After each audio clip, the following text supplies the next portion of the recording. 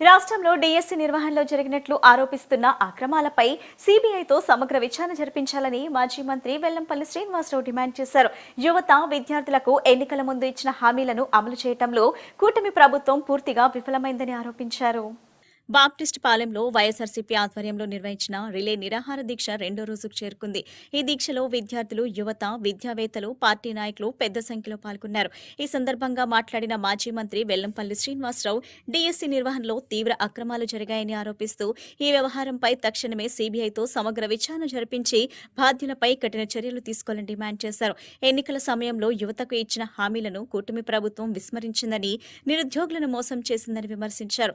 రాష్ట్రంలో రీయింబర్స్మెంట్ బకాయిలు విడుదల కాకపోవడంతో వేలాది మంది విద్యార్థులు, వారి తల్లిదండ్రులు తీవ్ర ఇబ్బందులు ఎదుర్కొంటున్నారని ఆవేదన వ్యక్తం చేశారు. వెంటనే పెండింగ్ బకాయిలను విడుదల చేయడంతో పాటు ఎన్నికల హామీ మేరకు నెలకు 3,000 రూపాయల నిరుద్యోగ భృతిని అమలు చేయాలని ప్రభుత్వాన్ని డిమాండ్ చేశారు.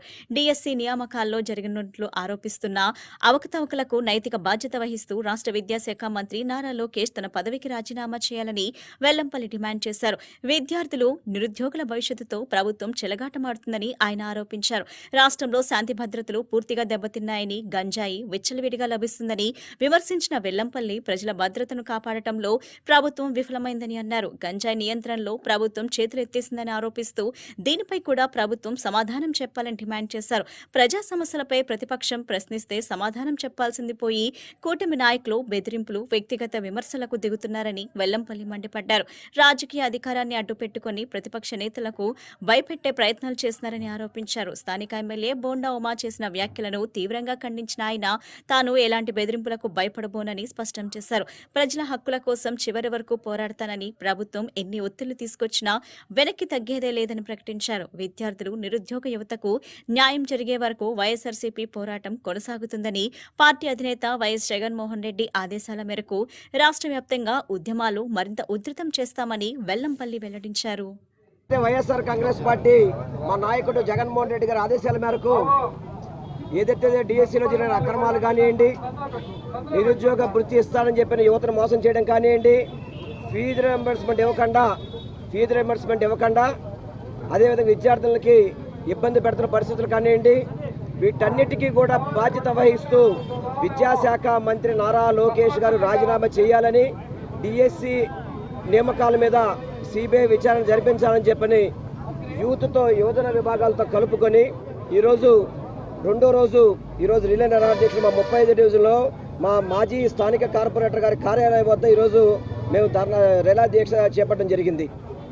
ఎందుకంటే యువత ఎలా వచ్చారంటే ఈరోజు చూడండి, యువత ప్రతి ఒక్కళ్ళు కూడా వాళ్ళ జరిగిన నష్టాన్ని ప్రజలకు తెలియజేసే విధంగా ఈరోజు యువతంతా కూడా రోడ్డు మీద రావడం జరుగుతుంది. వీటన్నిటిని తట్టుకోలేక క్యాబినెట్లో కూడా చంద్రబాబు నాయుడు ఇష్టం వచ్చినట్లు మాట్లాడుతున్నాడు. మేము అడుగుతుంది ఏంటి, మీరు ఇచ్చిన హామీలు నెరవేర్చండి అంటున్నాం. అయ్యా, మీరు నిరుద్యోగ వృత్తి యువకులకు ఇవ్వండి, ఆడబిడ్డ నిధి ఆడపిల్లలకి ఇవ్వండి, మీరు ఏదైతే ఇంటికి ప్రతి ఒక్కరికి ఉద్యోగం ఇస్తున్నారో ఉద్యోగం ఇవ్వండి. ఇవన్నీ అడుగుతుంటే ఇన్ఛార్జ్ మల్లాది విష్ణు గారు నాయకత్వంలో దీక్ష చేస్తుంటే టెంట్ పీకేసి ఇష్టం వచ్చినట్టుగా స్థానిక ఎమ్మెల్యే బోండా ఉమా ఒక రౌడీలాగా, ఒక గోండాలాగా, ఎక్కడ కూడా ఒక ఎమ్మెల్యే లక్షణాలు ఎక్కడ కూడా బోండా ఉమా అనే వ్యక్తికి లేవు.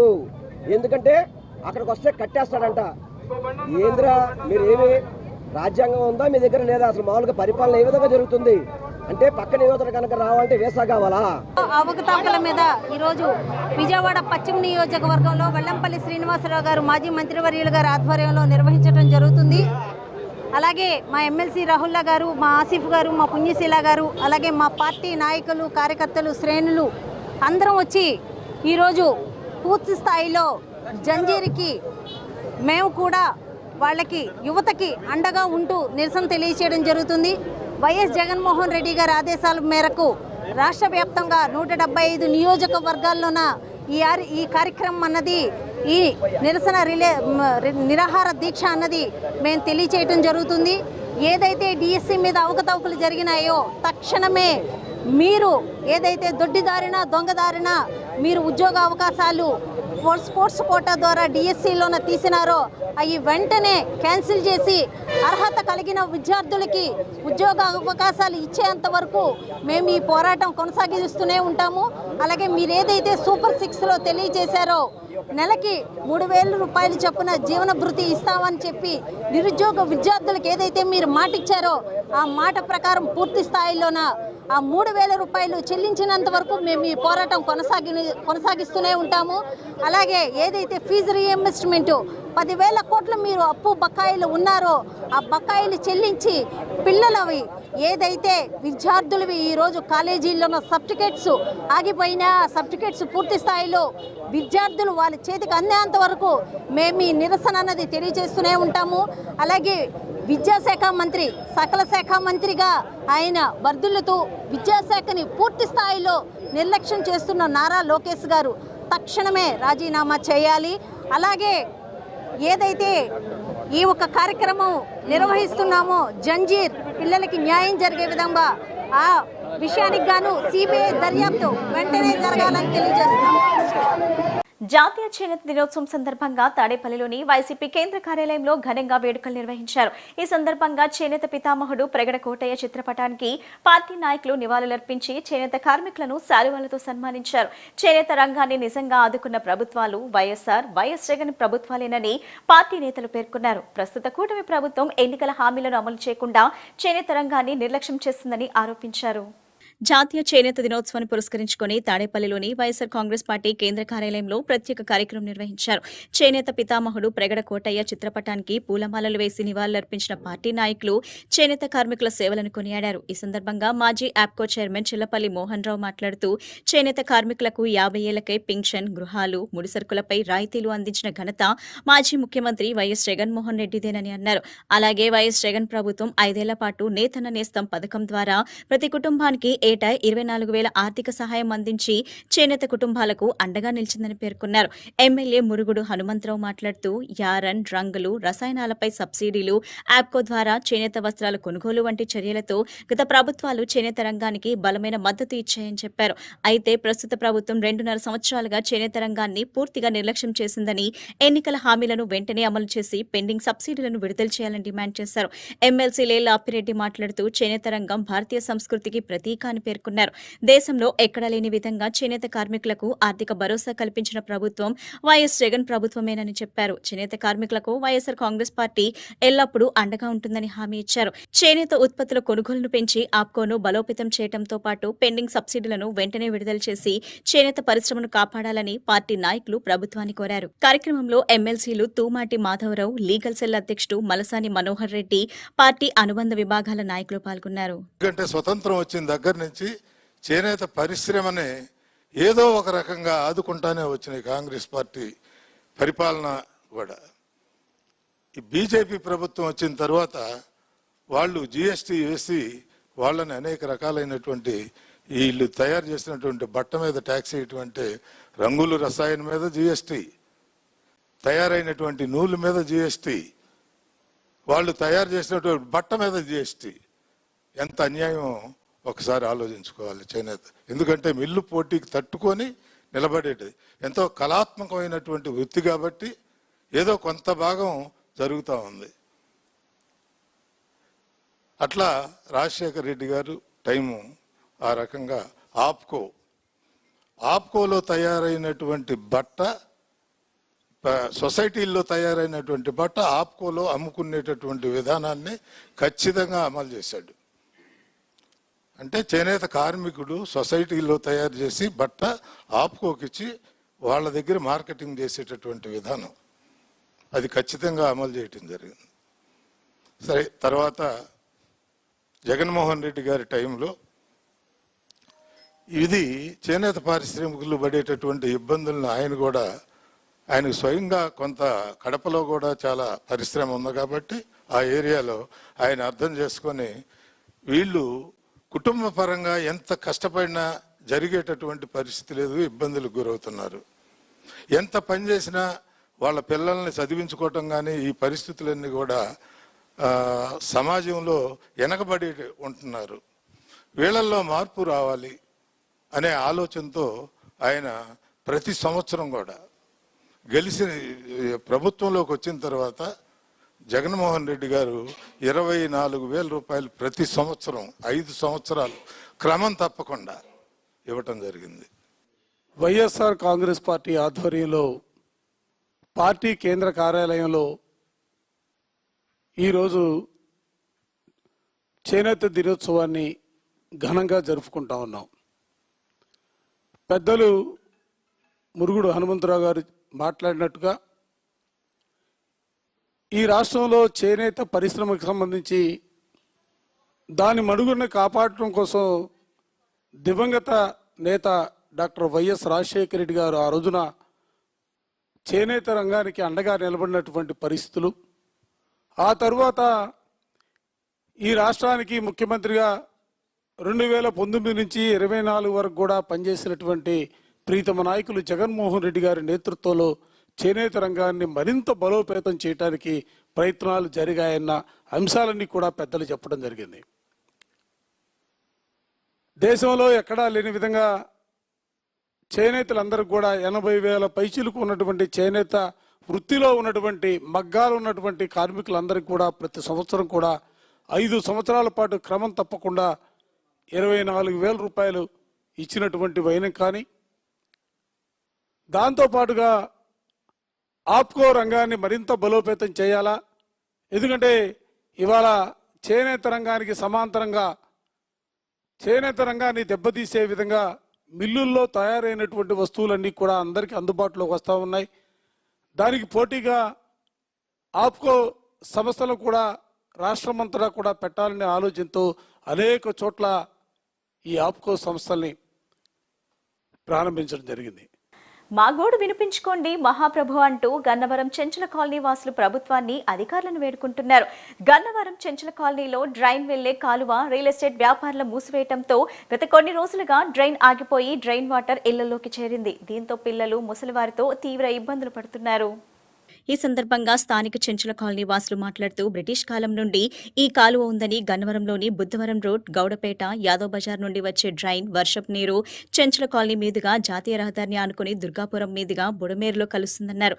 అలాంటి ఈ కాలువను రియల్ ఎస్టేట్ వెంచర్ల పేరుతో కొద్దిగా పూర్తి వేస్తున్నారని తెలిపారు. చివరికి ఒక ప్రైవేట్ స్థలానికి చెందిన వ్యక్తి, స్థానిక ప్రముఖ వ్యక్తి అండతో పూర్తిగా కాలువ కనిపించకుండా పూడ్చివేశారని మండిపడ్డారు. డ్రైనేజ్ నీరు చెరువుల మారి దుర్గంధం వెదజల్లడమే కాకుండా పిల్లలు, పెద్దలు అనారోగ్యం పాలవుతున్నారని, విష సర్పాలు సైతం ఇళ్లలోకి వచ్చేస్తున్నాయన్నారు. మా సమస్యకు పరిష్కారం చూపకపోతే మా పరిస్థితి అధోగతే అంటూ ఆవేదన వ్యక్తం చేశారు. స్థానిక తహసీల్దార్ సైతం నేనేం చేయలేనంటూ చేతులెత్తేశారని, తమ సమస్యపై గన్నవరం ఎమ్మెల్యే ఎర్లగడ్డ వెంకట్రావు స్పందించి పరిష్కరించాలని చెంచుల కాలనీ వాసులు కోరుతున్నారు.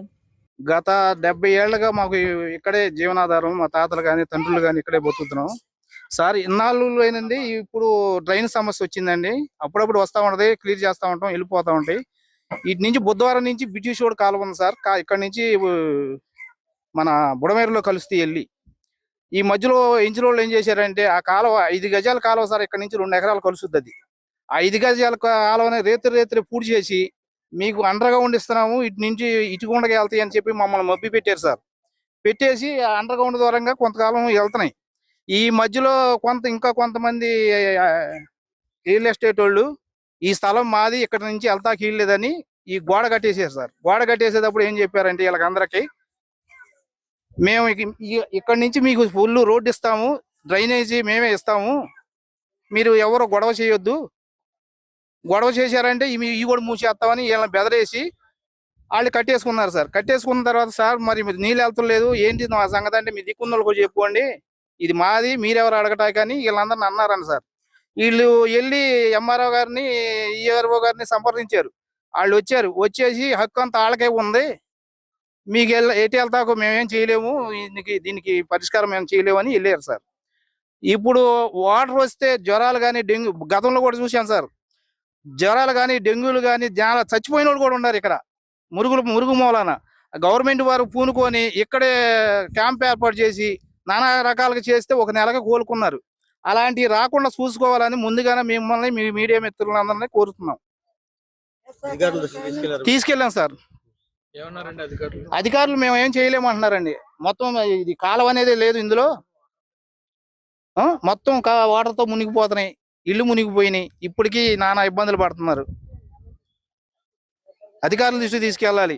దయచేసి ఎమ్మెల్యే వెంకటరావు గారు మాకు న్యాయం చేయాల్సిందిగా కోరుతున్నాం. మాకేం అవసరం, మా వాటర్ ఎటు వెళ్ళాలో దారి చూపించండి. అండి అతను వచ్చాడండి లాయర్ గారు తమ్ముడో ఎవరో మనకు తెలవదండి. నలుగురు వెళ్ళాం, ఇటు రోడ్డు ఇస్తామమ్మా, డ్రైనేజ్ వెళ్ళిద్ది, తూములేసి రోడ్డు ఇస్తాము, మీ ఇల్లులకి ఏం ఇబ్బంది ఉండదు, మీ చోట్లకి మీ గ్రామానికి ఏం ఇబ్బంది ఉండదు అని నన్ను అడిగారండి. అనేపాటికల్లా 10 మంది దాకా వెళ్ళాం, పిల్లలు తల్లులు వెళ్ళాం. మా సంతకాలు పెట్టలే, మా సాక్షికాలు అది ఆఫీసులో కూడా తీసుకోలే. ఆయన వెళ్ళి వాళ్ళ ఆ పక్క వాళ్ళు కూడా గోడ పలగొట్టకూడదు, ఈ డ్రైనేజ్ వెళ్ళాలి, వాళ్ళ చొంచుల కాలనీ మరి ఇబ్బంది పడిపోతారు అని ఆ పక్క వాళ్ళు కూడా అన్నారు. ఇలాగ చేసేసారండి. మాకు న్యాయం చేయాలి. మరి ఏది పోకుండా డ్రైనేజ్ లో పిల్లలకి వాంతులు, ఇల్లు మరి గుడిసెలు కూడా పడిపోయి ఉన్నాయి. మరి ఇళ్లలో కూడా నీళ్లు వస్తున్నాయి, అన్నం వండుకోవడానికి ఇబ్బంది అయిపోతుంది, మరి వెట్టి వెళ్ళడానికి ఇబ్బంది అయిపోతుందండి. మరి మాకు న్యాయం చేయాలి. మాకు గతంలో నీటి ఇట్టే వెళ్ళేటి అండి, బ్రిటిష్ వాళ్ళది తూములు పెట్టేవాళ్ళు, తాతల ముత్తాతలు మా తరాల కాడ నుంచి ఎప్పటి నుంచో ఇట్టే నీళ్ళు వెళ్ళిపోయేటి అండి. ఆ తూములో ఉంచి నీళ్లు వెళ్తాం లేదండి. ఆయన వచ్చి ఆఖరించేసుకొని మరి గోడ కట్టేసి మీకు అన్ని ఇస్తామని చెప్పేసి గోడ కట్టేసుకొని మాకు తెలవదని అడుగుతున్నాడండి. మా చోటు మేము కట్టుకున్నామని అడుగుతున్నాడు అని అన్నారండి. వెళ్ళారండి, వాళ్ళు వచ్చారు చూసి వెళ్ళిపోవటమే, ఆ పక్క వస్తున్నారు చూసి వెళ్ళిపోవటమే. మాకు ఆయన చేస్తానండి, వాళ్ళు వచ్చి వీళ్ళు వచ్చి వాళ్ళు ఏమి చేయలేమమ్మా, మరి గోడ కట్టిన నాకు ఎట్టన్నారంటే మరి ఆయన డ్రైనేజ్ వదులుతానన్నాడు, మరి రోడ్డు ఇస్తానన్నాడండి. మరి దాని వల్ల మేము సరే ఇచ్చాము. మరి ఈ వర్షాలు వచ్చాక డ్రైనేజ్ అంతా ఇళ్ళ మీద, ఊరి మీద, గ్రామం మీద పడిపోతుంది. మాకు న్యాయం అనేది చేయలేదండి. మాకు న్యాయం చేయాలి. ఒక్కకొని ఆయన అవసరాలు తీసుకొని వెళ్ళిపోయాడండి. మమ్మల్ని అందరిని, గ్రామస్తు వాళ్ళ లేబర్ని మమ్మల్ని ఇలాగ చేశాడండి. అధికారుల దగ్గరికి వెళ్తున్నాం, అందరి దగ్గర మమ్మల్ని ఎవరో పరిష్కారం చేయట్లేదు. ఇట్లా పిల్ల జల మునిగిపోతున్నామండి. మాకు వండుకుంటాకి తింటాకి చాలా ఇబ్బంది పడిపోతున్నాం. నీళ్ళు తెచ్చుకోవడానికి అన్నిటికీ మాకు ఎవరు ఇట్లా గోళ్ళు కట్టేస్తున్నారు, ఇట్లా పరిష్కారం చేస్తున్నా. మాకు రోడ్డు మేల్ రోడ్డు అమ్మా, ఇది సొసైటీ రోడ్డు, మీకు అందరికి లేబర్లకు రోడ్డు అని అడిగాడు. అని వాళ్ళకి మా అందరిని పిలిపించాడు, ఇటు ఏడియా తీసుకున్నాడు, ఇట్లా పేర్లు రాసి పైకి పంపించాడు. ఇప్పుడు ఎవరిని తెచ్చుకుంటూ ఈ తాత ముత్తాతను తెచ్చుకొని నా దగ్గరికి అని అడిగారు. ఎవరిని అడిగినా ఇట్టాక చేస్తున్నారు, మమ్మల్ని మోసం చేస్తున్నారు. మరి మా ఇల్లు మునిగిపోతున్నాయి, అన్ని మునిగిపోతున్నాయి, మాకు వెళ్ళే దారి లేదు, డొంకలేదు, ఇలా ఏడిపిస్తున్నారు. ఎవరి దగ్గరికి వెళ్ళినా మాకు పరిష్కారం చేయట్లేదు అని అడుగుతున్నాను. అక్కడ రోడ్డు పోసేటప్పుడు వెళ్ళాం, అడిగాం, ఇలాంటి పరిష్కారం అని అన్నాడు లాయరు. అయితే ఆయన లాయర్ అంతా అన్నారు అప్పుడు. అంటే మా లేబర్లకి ఇదంతా రోడ్డు, మనకి ఇదంతా రోడ్డు మనకి పరిచారు. ఇది అందుకైతే రోడ్డు పోసి కింద తూములు పెట్టి డ్రైనేజ్లు వదులుతా అని చెప్పాడు. ఇలాగని మేము వెళ్ళి చూసాము. మేము ఎవరు సంతకాలు పెట్టలే, ఎవరు ఏం చేయలే, ఇలాగ వెళ్ళి చూసాం అంతే. తర్వాత గోడ కట్టేసి ఇదంతా మునిగిపోతుంది, మాకు ఎవరు పరిష్కారం చేయట్లేదు, దారి లేదు, డొంక లేదు అంటున్నారు. మాకు తాత ముత్తాతలు కాంచి బిట్టించిన రోడ్డు మాకు ఇదే. మా చిన్నపిల్ల కాంచి ఆ తూములు ఆడుకునే వాళ్ళు, అట్ట వెళ్ళేవాళ్ళు, ముళ్ళకంప కర్రత ఎన్ని ఉండేటి. ఎప్పటి నుంచో తాత ముత్తలు కానీ మా చిన్నపిల్లప్పుడు కూడా చక్కగా ఆడుకునే వాళ్ళు, ఎన్ని ఇట్టు ఉండేటి కాదు. ఇప్పుడు ఎవరికైనా ఆఖరించి కట్టేసి డ్రైనేజీలు నాకు సంబంధం లేదంటున్నారు. మరి ఏమనంటే మీ రోడ్లు కాదు, మీ సొంత స్థలాలు కాదు అని అడుగుతున్నారు. పట్టాల మీద వీటి మీద ఇది అండి జరిగేది. అది మాకు ఇప్పటికే న్యాయం చేయాలి. ఈ నీళ్ళు వెళ్ళాలి, మాకు పిల్లలకు బాగోట్ల, తల్లిలకు బాగోట్ల, హాస్పిటల్ వాంతులు, విరోజనాలు అన్ని జరుగుతున్నాయి. సమాజ హితం కోరే బ్రాహ్మణ సామాజిక వర్గానికి చెందిన మాజీ ఎమ్మెల్యే మల్లాద్ విష్ణుపై కోడిగుడ్లతో దాడి చేయడం, బెదిరించడాన్ని విజయవాడ బ్రాహ్మణ సేవా సమితి తీవ్రంగా ఖండిస్తున్నట్లు సమితి సభ్యులు తెలిపారు. ఇటువంటి ఘటనలు పునరావృతం కాకుండా పోలీసులు, అధికారులు చర్యలు తీసుకోవాలని కోరారు. దాడి చేసిన వ్యక్తులను పట్టుకుని శిక్షించాలని కోరారు. విజయవాడ బ్రాహ్మణ సేవా సమితి ఆధ్వర్యంలో నగరంలో విలేకరుల సమావేశం నిర్వహించారు. సమావేశంలో విజయవాడ బ్రాహ్మణ సేవా సమితి లంకాబాబు, గాయత్రి సొసైటీ సుబ్బారావు, ఆంధ్రప్రదేశ్ బ్రాహ్మణ సంఘం మారుతి, శ్రీనివాస్, మూర్తి, మురళి తదితరులు సమావేశంలో పాల్గొన్నారు. ఈ సందర్భంగా వారు మాట్లాడుతూ సెంట్రల్ నియోజకవర్గం మాజీ శాసనసభ్యులు మల్లాద్ విష్ణు బ్రాహ్మణ సామాజిక వర్గానికి చెందిన వ్యక్తి అని, ఆయనపైన ఇతర బ్రాహ్మణ సభ్యులపైన కోడిగుడ్లు, టొమాటోలతో దాడి చేయించి నానా దుర్భోషలాడారని అన్నారు.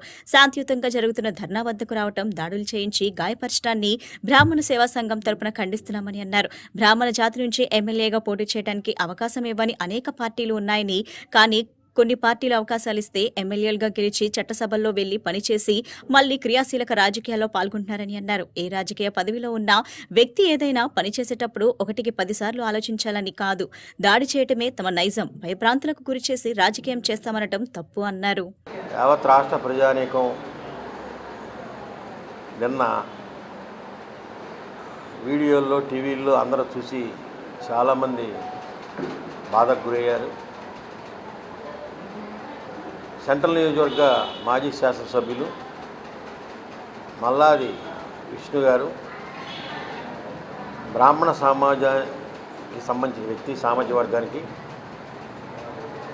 వారిపైన అక్కడ పాల్గొన్న ఇతర బ్రాహ్మణ సోదరుల మీద కూడా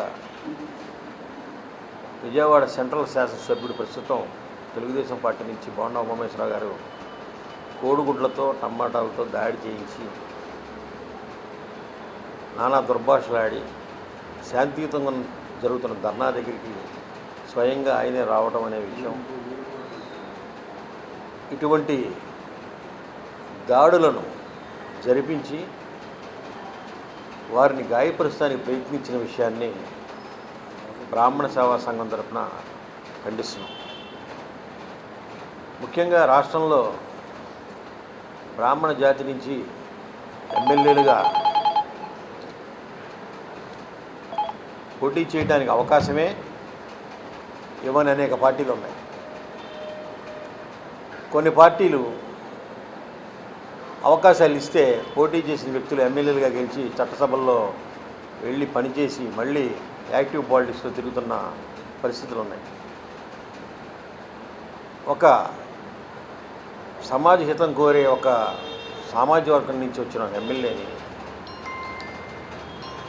మాజీ ఎమ్మెల్యేని ఈ రకమైన దాడి చేయటం, కోడిగుడ్లతో కొట్టడం, బెదిరించటం, ఈ విషయాలన్నింటినీ కూడా పూర్తిగా బ్రాహ్మణ సేవా సమితి తరఫున ఖండిస్తున్నాం. రాష్ట్ర వ్యాప్తంగా ఉన్న బ్రాహ్మణ సోదరులందరూ కూడా అనేక మంది ఫోన్లు చేసి ఏంటి ఇలా జరిగింది, ఏంటి ఇలా జరిగింది అని అడుగుతున్నారు. ఆంధ్రప్రదేశ్ బ్రాహ్మణ సమైక్య విజయవాడ బ్రాహ్మణ సంఘం ఆధ్వర్యంలో నిన్న ఏదైతే జరిగిందో మాజీ శాసనసభ్యులు శాంతి కామకుడు ఆయన 2 సార్లు ఎమ్మెల్యేగా చేశాడు. ఆయన బ్రాహ్మణ కార్పొరేషన్గా కూడా చేసిన ఆయన మనిషి మీద శాంతియుతంగా అన్ని అనుమతులు తెచ్చుకొని ముత్యాలంపాడు ప్రెసిడెంట్లో శాంతియుతంగా చేస్తున్న ధర్నా మీద 100 మంది గోండాలని వేసుకొచ్చి ఏదైతే శాసనసభ్యులు ఉన్నారో ఆయన వచ్చి దుర్భాషలాడుతూ టెంట్లు చించేసేసి ఆయన్ని నానా రకాలుగా దుర్భాషలాడుతూ టమాటాలతో కొట్టించి, కోడిగుడ్లతో కొట్టించి మూత్రం పోయించడం అనేది ఇది ఆయనకు ఒక్కడికే కాదు, బ్రాహ్మణ జాతి మీద మీరు కూడా చేస్తున్న దుశ్చర్య ఇది. ఈ దుశ్చర్యలు ఇలా ఖండించుకోకపోతే, మీరు సమాధానం చెప్పుకోలేకపోతే రేపొద్దున ఇదే బ్రాహ్మణులను తిరగబడి రేపొద్దున తెలుగుదేశం మీద ప్రభావం బాగా చూపిస్తుంది. మీరు ఏదైతే బ్రాహ్మణులు అత్యధికంగా ఓట్లేసి మీరు గెలిపించారో వాళ్ళే తిరగబడతారు. ఇది రాష్ట్రం అంతా. విజయవాడ నగరంలో 2 సార్లు ఎమ్మెల్యేగా పదవి బాధ్యతలు చేసి తనకంటూ విజయవాడ నగరంలో రాజకీయాల్లో ఒక సుస్థిరమైన స్థానాన్ని సంపాదించుకున్న ఒక సౌమ్యుడు, మృదు స్వభావి, ఎవరు పిలిస్తే వారికి అందుబాటులో ఉండి పలికే వ్యక్తి మీద నిన్న చేసిన దాడి నిజంగా కూటమి ప్రభుత్వానికి రేపు 2029లో ఆయన కన్నీరే శాపంగా మారడానికి ఎటువంటి అతిశయోక్తి లేదు. ఒక ప్రజాప్రతినిధికి, ఒక మాజీ ప్రజాప్రతినిధి పర్మిషన్లు పెట్టి వాట్సాప్లో సిపి గారికి పెట్టి, ఏసీపీ గారికి పెట్టి, మేము పలానా చోట ధర్నా చేస్తున్నాం, నిరసన వ్యక్తం చేస్తున్నాం. దేనికోసం చేస్తున్నారు?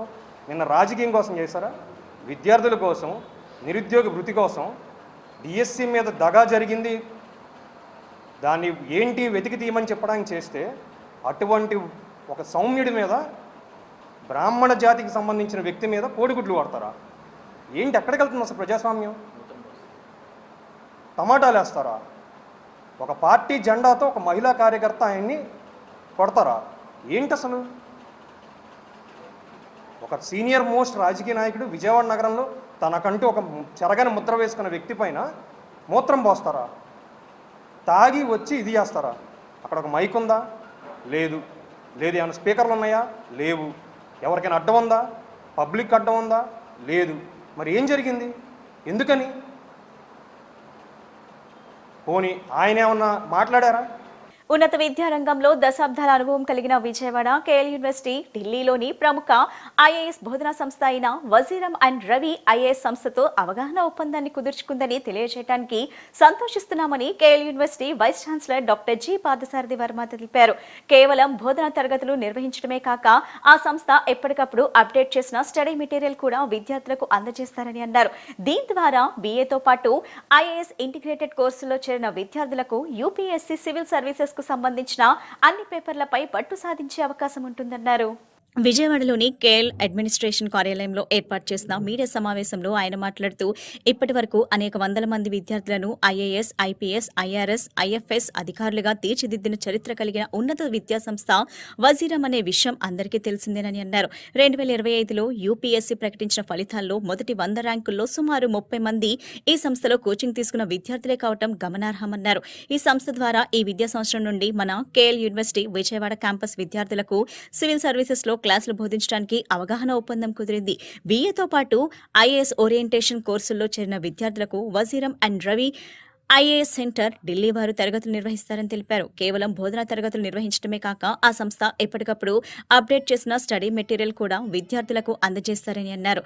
దీని ద్వారా BAతో పాటు IAS ఇంటిగ్రేటెడ్ కోర్సులో చేరిన విద్యార్థులకు UPSC సివిల్ సర్వీసెస్ కు సంబంధించిన అన్ని పేపర్లపై పట్టు సాధించే అవకాశం ఉంటుందన్నారు. ఇప్పుడు ఢిల్లీలో డిగ్రీ పూర్తయిన విద్యార్థులకు మాత్రమే కోచింగ్ ఇచ్చే వజీరం సంస్థ కేఎల్ విశ్వవిద్యాలయంలో BA చదువుతూనే అంటే 3 ఏళ్లలోనే సివిల్ సర్వీసెస్ సిలబస్ మొత్తం బోధించడానికి ఒప్పందాన్ని కుదుర్చుకున్నట్లు పేర్కొన్నారు.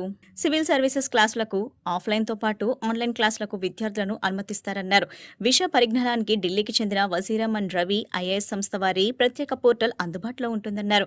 UPSC సివిల్ సర్వీసెస్ అన్ని పేపర్లు అంశాలపై సుశిక్షితమైన బోధన చేయటం, రికార్డ్ చేసిన క్లాసులు మరియు టెస్ట్ సిరీస్ పొందేందుకు అవకాశం, వ్యక్తిగతమైన మెంటర్షిప్ మరియు కౌన్సిలింగ్ అందుబాటులో, విద్యార్థి ప్రగతి విషయమై అంశాల వారి పరీక్షలు, BAతో పాటు IAS ఓరియంటేషన్ కోర్సులో చేరిన విద్యార్థులకు దీనికోసం ప్రత్యేకమైన ఫీజు ఏమీ ఉండదు. BAతో పాటు IAS ఓరియంటేషన్ కోర్సు పూర్తయ్యే వరకు నిష్ణాతులైన అధ్యాపక బృందంచే నిరంతర పర్యవేక్షణ మరియు బోధన. ఈ కార్యక్రమంలో university vice chancellor doctor G Parthasarathi Varma, arts విభాగాధిపతి doctor Anil Kumar, competitive exam సలహాదారు doctor Srinivas Puttam, admissions director doctor J Srinivas, MHS dean doctor M Kishore Babu తదితరులు పాల్గొన్నారు. కేఎల్ యూనివర్సిటీ 46 ఇయర్స్ నుంచి కెరియర్ని ఇవ్వడంలో, బెస్ట్ కెరియర్ని ప్రొవైడ్ చేయడంలో కమిట్మెంట్ తోటి వర్క్ చేస్తున్నాం. ఇవాళ వరల్డ్ వైడ్ ఆల్మోస్ట్ 70,000 మంది స్టూడెంట్స్ మా కేఎల్ యూనివర్సిటీ నుంచి పాస్ అయ్యి డిఫరెంట్ రంగాల్లో ఉండడం జరిగింది, డిఫరెంట్ కంట్రీస్లో కూడా ఉండడం జరిగింది. వాళ్ళందరూ వర్క్ ఫోర్స్ కూడా బెస్ట్ అని ప్రూవ్ అయింది. ఈ ప్రాసెస్లో డిఫరెంట్ వెరైటీస్ ఆఫ్ కెరియర్స్ని ఇవ్వడంలో కేఎల్ యూనివర్సిటీ నెంబర్ 1. దాంట్లో ఒక గవర్నమెంట్ ఆర్గనైజేషన్స్కి, అలాగే IAS ఆఫీసర్సు, IPS ఆఫీసర్సు, అలాగే గ్రూప్ 1 ఆఫీసర్సు, అలాగే డిఫరెంట్ యాక్టివిటీస్లో మా స్టూడెంట్స్ ఆల్మోస్ట్ ఒక 4,000 మంది ఓల్డ్ స్టూడెంట్స్ ఉండడం జరిగింది. ఇవాళ IAS ఆఫీసర్స్ అవనండి, IPS ఆఫీసర్స్ అవనండి, AFS ఆఫీసర్స్ అవనండి, IRS అవనండి, ఇవాళ మా దగ్గర నుంచి ఆల్మోస్ట్ 50 to 60 మెంబర్స్ ఇవాళ ఎగ్జిక్యూటివ్ పొజిషన్స్లో ఉన్నారు. అలాగే ఒక 5 జడ్జెస్ పొజిషన్స్లో కూడా ఉండడం జరిగింది. ఈ గవర్నమెంట్ సర్వీసెస్ అన్నిటికీ ప్రొవైడ్ చేయడం కోసం మా దగ్గర BAIS కోర్స్ అనేది ఎస్టాబ్లిష్ చేయడం జరిగింది. ఈ BAIS కోర్సులో మేజర్గా ఈ UPSC సర్వీసెస్ కోసం ఇవాళ మనం ఆల్రెడీ ఎప్పటి నుంచో వర్క్ చేయడం జరిగింది. అలాగే వాజీరామ్ తోటి టైఅప్ అయ్యి, ఢిల్లీ వాజీరామ్ తోటి టైఅప్ అయ్యి ఇవాళ ఆ కోర్సును రన్ చేస్తూ IASకి, అలాగే IPS ఆఫీసర్స్కి, అలాగే గ్రూప్ 1 ఆఫీసర్ UPSC సర్వీసెస్ అన్నిటికీ కూడా ఈ టైఅప్ ద్వారా బెస్ట్ అడ్వాంటేజ్ జరుగుతుందని తెలియజేస్తూ ఈ అవుట్కమ్స్ ఇవ్వడంలో మా క్యాంపస్ అవుట్కమ్స్ ఇవ్వడంలో కమిటెడ్ అయ్యి ఇవాళ అన్ని వెరైటీస్ ఆఫ్ జాబ్స్ని ప్రొవైడ్ చేయడానికి కేఎల్ యూనివర్సిటీ కమిట్ అయ్యి వర్క్ చేయడం జరిగింది. సో దీన్ని సహకరించిన ప్రతి ఒక్క ఫ్యాకల్టీ మెంబర్స్కి ధన్యవాదాలు తెలియజేస్తున్నాను. కేఎల్ యూనివర్సిటీ గురించి ప్రత్యేకంగా చెప్పాల్సిన అవసరం లేదు. ప్లేస్మెంట్లో కింగ్ అంటే కేఎల్ యూనివర్సిటీ అని చెప్పుకోవాలి. గత కొన్ని సంవత్సరాలుగా ప్లేస్మెంట్లో మంచి మంచి కంపెనీల్లో అన్ని టాప్ ఎంఎన్సీలో ప్లేస్మెంట్స్ ఇచ్చుకుంటూ స్టూడెంట్స్ భవిష్యత్తుని మారుస్తున్న 2 రాష్ట్రాల్లో ఒక ప్రత్యేకంగా గుర్తింపు ఉన్న యూనివర్సిటీ కేఎల్ యూనివర్సిటీ. అటువంటి యూనివర్సిటీలో మేము BA IAS కోర్సు గత కొన్ని సంవత్సరాలుగా రన్ చేస్తున్నాము.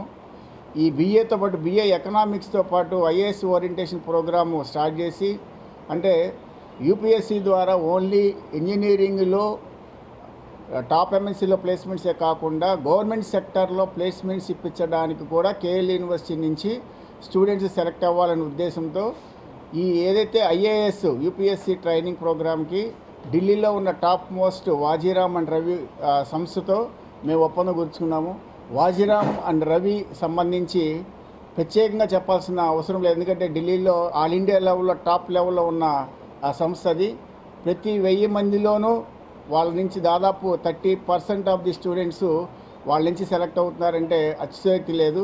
100 మంది UPSC ద్వారా సెలెక్ట్ అయితే 30 మంది వరకు వాజీరామ్ అండ్ రవి మెటీరియల్ కానివ్వండి, వాడి స్టడీ మెటీరియల్ కానివ్వండి, ఆన్లైన్ కానివ్వండి, ఆఫ్లైన్ కానివ్వండి, లేకపోతే వాళ్ళు 3 రకాలుగా వాళ్ళ కోచింగ్ ఉంటుంది, ఆఫ్లైను, ఆన్లైను, అలాగే మన ఏదైతే మెటీరియల్ ఉంటుందో ఆ మెటీరియల్ ట్రైనింగ్. ఈ విధంగా వీటిల్లో ఏదైనా సరే ఏదో విధంగా వాళ్ళు సెలెక్ట్ అవ్వడానికి అవకాశం ఉంటుంది. కాబట్టి అలాంటి ప్రముఖ సంస్థతో కేఎల్ విజయవాడలో ఉన్న యూనివర్సిటీ, విజయవాడలో ఉన్న కేఎల్ యూనివర్సిటీ వాళ్ళతో టైఅప్ అయ్యి విద్యార్థులకి మంచి భవిష్యత్తు ఇవ్వాలనే ఉద్దేశంతో ఈ UPSC ద్వారా పిల్లలకు ట్రైనింగ్ ఇచ్చి మంచి ఉద్యోగ అవకాశాలు కల్పించాలని ఈ వాజీరామ్ అండ్ రవి వాళ్ళతో టైఅప్ అయిన సందర్భం మీడియా మిత్రులకి, అట్లాగే మన స్టూడెంట్స్కి, పేరెంట్స్కి కూడా తెలియజేస్తున్నాము. ఒక మంచి సంస్థతో టైఅప్ అయ్యాము.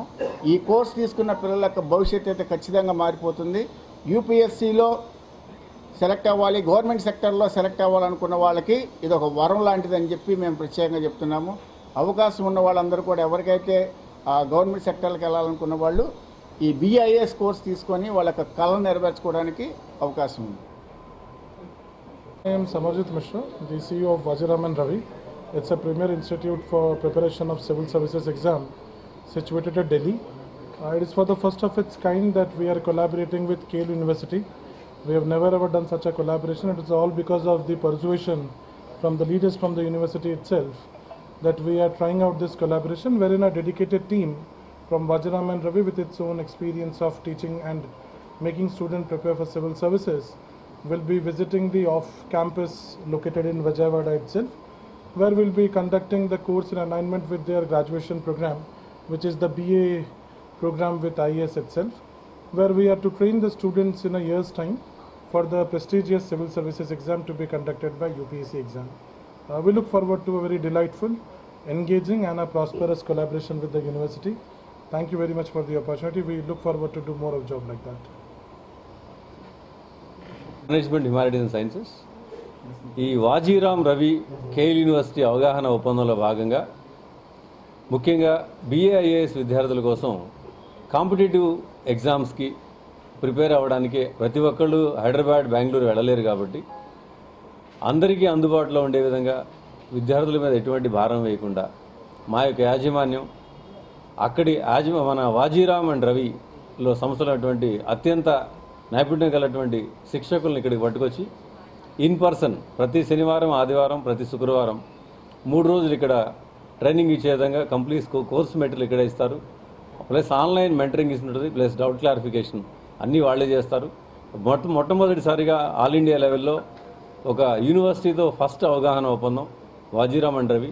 ఎందుకంటే ఇది ఆల్ ఇండియాలో ఇది నంబర్ 1 సంస్థ. అనేక వందల మంది IAS ఆఫీసర్లు, IPS ఆఫీసర్లు ఈ సంస్థ ద్వారా బయటకు వచ్చారు. అలాంటి నైపుణ్యం మా విద్యార్థులు కూడా ఇవ్వాలనే ఉద్దేశంతో ఈ యొక్క అవగాహన ఒప్పందం జరిగింది. ఎవరైతే విద్యార్థులు కాంపిటేటివ్ ఎగ్జామ్స్, గవర్నమెంట్ ఉద్యోగాలు ఆశిస్తున్నారో వారు BA with economics and IAS ఓరియంటేషన్లో చేరితే వారి యొక్క కళను సాకారం చేసుకోవచ్చు. ముఖ్యంగా తల్లిదండ్రులు గమనించి ఈ యొక్క కేఎల్ యూనివర్సిటీలో ఉన్నటువంటి అవకాశాన్ని సద్వినియోగం చేసుకోవాలని మీ యొక్క మీడియా ద్వారా వాటికి తెలియపరుస్తున్నాను. Thank you. అల్జీమర్స్ వ్యాధికి సమీప భవిష్యత్తులో అత్యుత్తమైన మందులు అందుబాటులోకి రానున్నాయని యూకేలో జరిగిన అల్జీమర్స్ అసోసియేషన్ అంతర్జాతీయ సదస్సులో భారతీయ ప్రతినిధిగా పాల్గొన్న ఉదయ్ చిన్నప్ప మారిసెస్ అన్నారు. 110 దేశాల నుంచి 300 మంది ప్రతినిధులు పాల్గొన్న ఈ సదస్సులో తాను సమర్పించిన పత్రాలకు సముచిత ప్రాధాన్యత దక్కటం ఎంతో ఆనందంగా ఉందని తెలిపారు. వైద్య విద్యార్థిగానే కానీ సదస్సుకు హాజరయ్యే అవకాశం లభించడం అదృష్టంగా భావిస్తున్నారని 7th డే అడ్వెంటిస్ట్ స్కూల్లో అభ్యసించిన అంశాలు తనకెంతో ఉపకరించాయని పేర్కొన్నారు.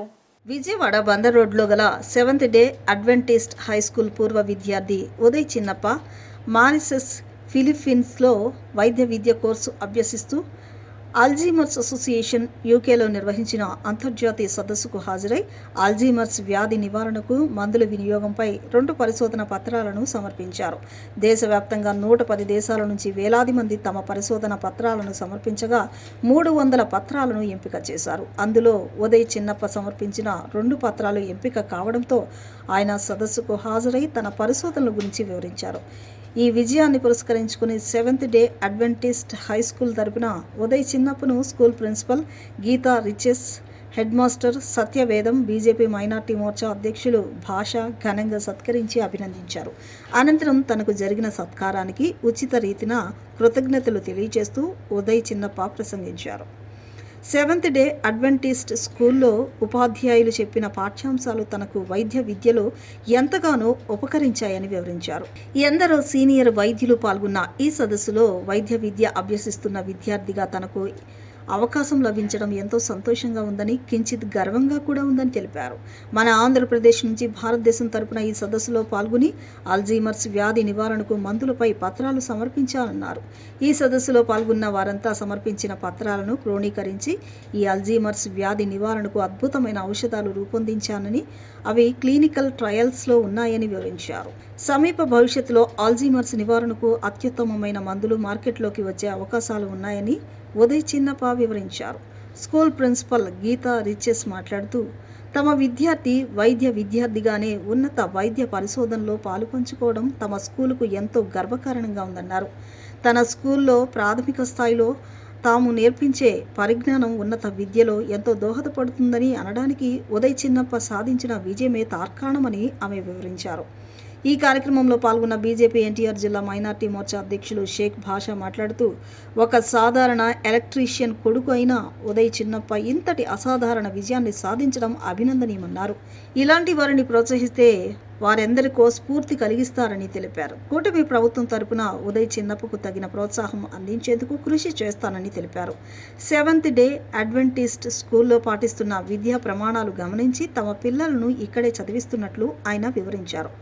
ఉదయ్ చిన్నప్ప భవిష్యత్తులో మరిన్ని విజయాలు అందుకోవాలని భాష ఆకాంక్షించారు. నా పేరు ఉదయ్ చిన్నప్ప మరిసుసే. నేను విజయవాడ నుంచి వచ్చాను. నేను 7th డే అడ్వెంటిస్ట్ హై స్కూల్లో 2009 నుంచి 2020 వరకు నా ఎల్కేజీ నుంచి 10th వరకు చదువుకున్నాను. అండ్ ఆ తర్వాత నేను ఇంటర్మీడియట్ శ్రీ చైతన్య జూనియర్ కాలేజ్లో చేశాను. ఆ తర్వాత నేను మెడిసిన్ పర్సీవ్ చేయడానికి ఫిలిప్పీన్స్ వెళ్ళాను. ఫిలిప్పీన్స్లో నేను ఏఎంఏ స్కూల్ ఆఫ్ మెడిసిన్లో చదువుతున్నాను. ఇప్పుడు నేను 3rd ఇయర్ చదువుతున్నాను. ఈ మెడిసిన్ కంప్లీట్ చేసే గ్యాప్లో నేను నా ఇండివిజువల్గా నేను చేసిన 2 హైపోథెసిస్ పేపర్స్ని అల్జీమర్స్ అసోసియేషన్ ఇంటర్నేషనల్ కాన్ఫరెన్స్ 2026కి సబ్మిట్ చేశాను. ఆ సబ్మిట్ చేసిన అబ్స్ట్రాక్ట్స్ 2 సెలెక్ట్ అవ్వటం ఐ వాజ్ హ్యాపీ. అండ్ ఆ 2 పేపర్స్ని నేను July 12th and 13th present చేశాను.